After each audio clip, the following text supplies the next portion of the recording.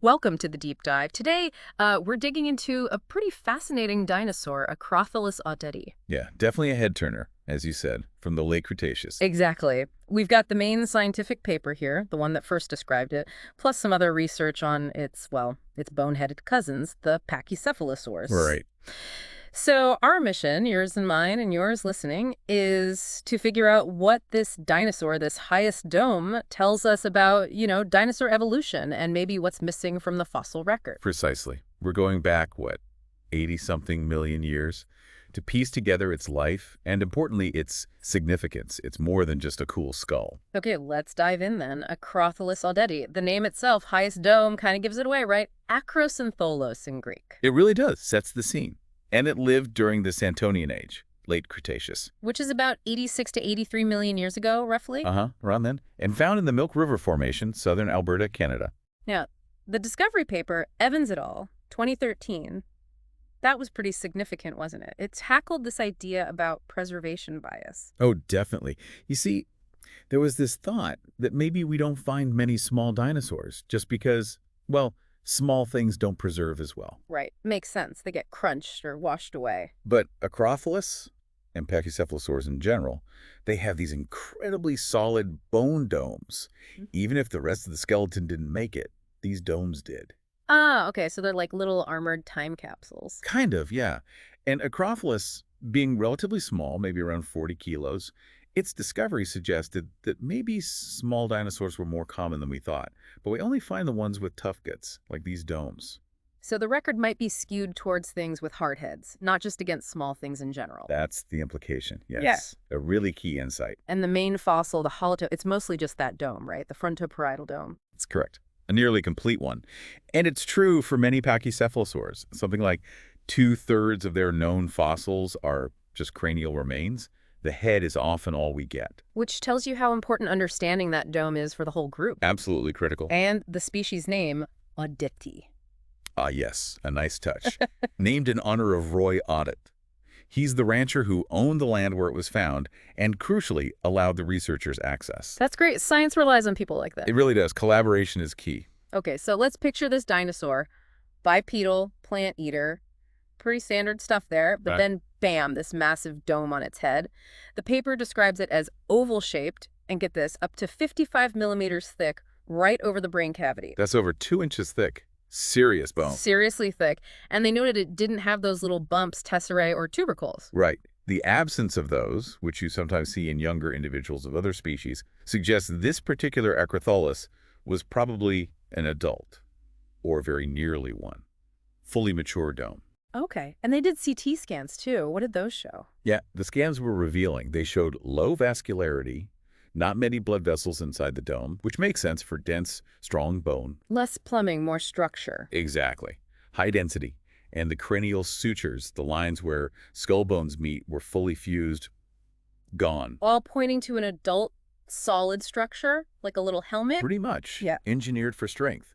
And another interesting point, the bones around the eyes, the supraorbitals, were actually incorporated into the dome structure. Oh, okay. So it wasn't just the top bones fusing. No, it pulled in some of the surrounding bones too. And that's a feature we also see in some later, more derived Pachycephalosaurs. So Acrotholus, despite being early, already shows some of these advanced traits.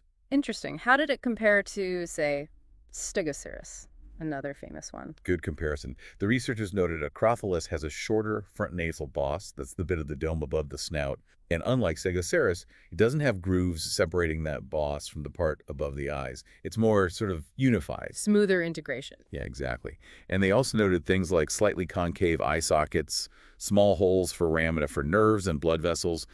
On the underside, you can see the hollows to the eyes, the brain, the temporal muscles, all providing anatomical clues.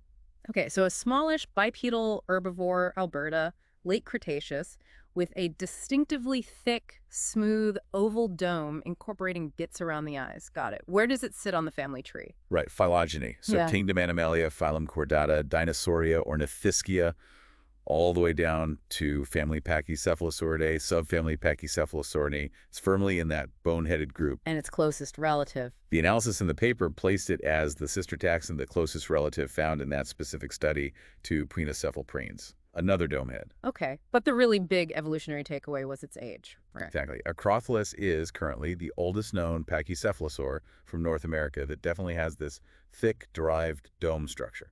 Wow. So the fancy dome wasn't a late evolutionary invention for this group. It seems not. That was the surprise. It predates some of the flatter-headed forms found in Asia, like Homolocephal, and even North America's own Stegosaurus. We used to think maybe flatheads came first, then domes evolved later. But Acrotholus messes with that simple picture. It really does. It suggests that this key pachycephalosaur feature, the dome, was established much earlier in their lineage than previously assumed.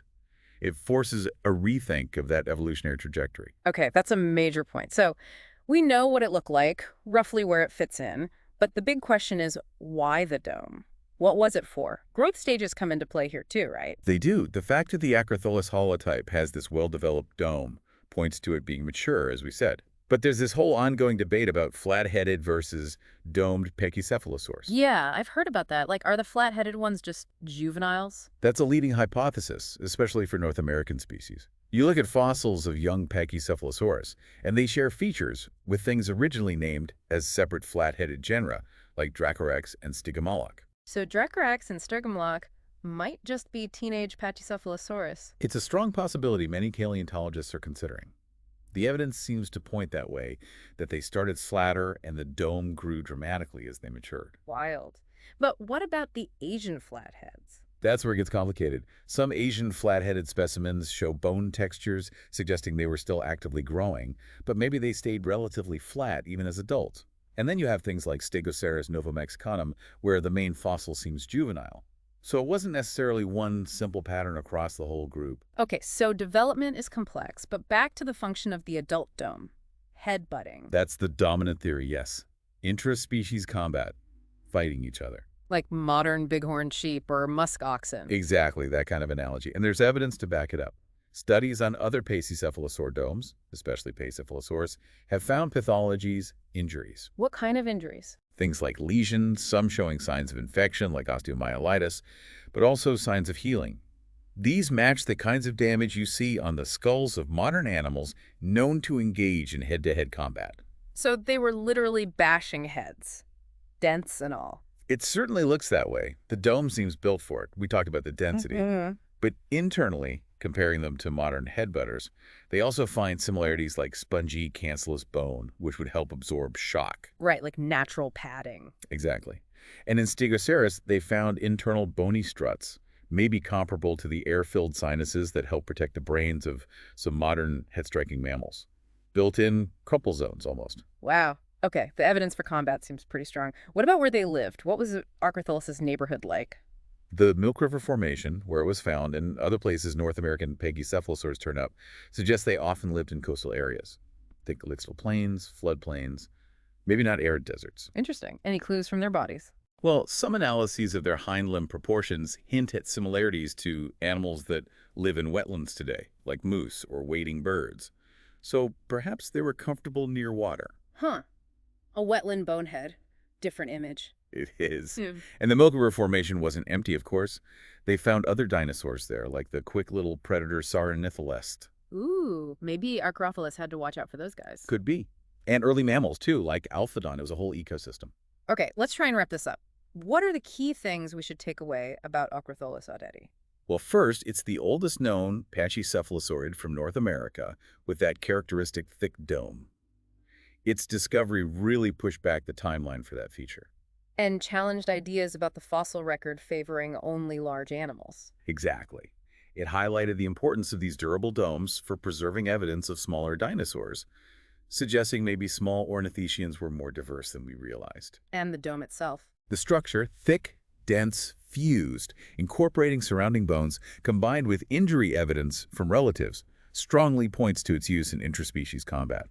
Headbutting seems very likely. So it wasn't just for show. It was a weapon or a shield or both. Seems that way.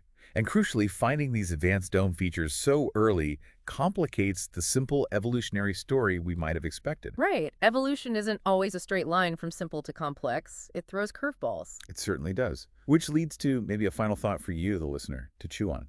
Go for it. If Acrotholus shows these derived features so early, predating many others we know, What other early experiments in dinosaur form and function might still be hidden in rocks of similar age? We're only scratching the surface. And how will future finds change our understanding of why these incredible domes evolved?